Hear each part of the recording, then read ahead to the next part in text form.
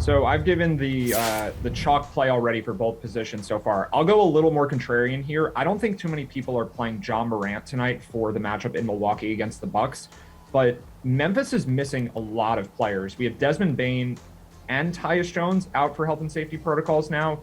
Dylan Brooks is already out with an injury, so I think that the cheaper Grizzlies will be popular. I think that Morant at 8,900 though is not someone people are really going to want to pay up for. It's not an especially good matchup, especially if you bring Drew Holiday back in, who's questionable tonight. That's probably the person that's going to be guarding Morant head to head. But there are so few players on this Grizzlies team now that can score, and especially in the backcourt, that if the game is going to stay close, if the Grizzlies are going to be competitive, Morant is going to have to take on a larger role than normal. So I think the upside for him is very, very large.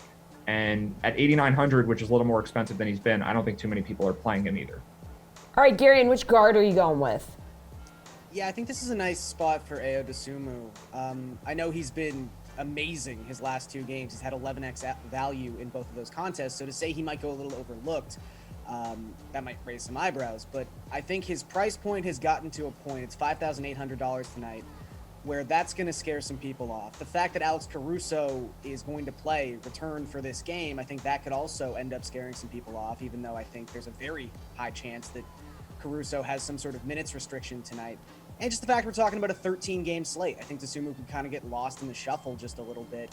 But this is someone who has played over 38 minutes in each of the two starts he has made the past week with no Lonzo Ball, with no Zach LaVine. I mean, even with Caruso back, the Bulls still just have a really lengthy injury report. And I think that Dosunmu's going to have to play over 30 minutes in this contest, and he's already shown that he can contribute in a bunch of different ways. He grabbed 10 rebounds in one of those two starts. He dished out 10 assists in the other of those two starts.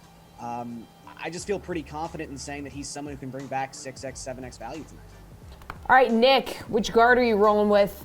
Yeah, I'm going to go back to the Hawks Timberwolves game. Trae Young at 9.8K. This is actually probably my favorite play of the night, as much as the Timberwolves have done well against opposing point guards this season. This has the highest total, I said this before, on the DraftKings Sportsbook tonight, so you got to try and get a little bit of that action. I know there's a lot of value to be had elsewhere. If you're looking at studs, this is a good spot to go for it. This is a pace-up spot for the Hawks, too. I mean, I know that the Timberwolves are, 10th in pace right now this season, so this is a good chance for Young to go and get a little more shooting. But more importantly for him, he's done really well distributing the ball this month. I know he had a couple down games from a fantasy standpoint fairly recently, but by and large, he's done well throughout the course of the month, so I think tonight's a good night to back him.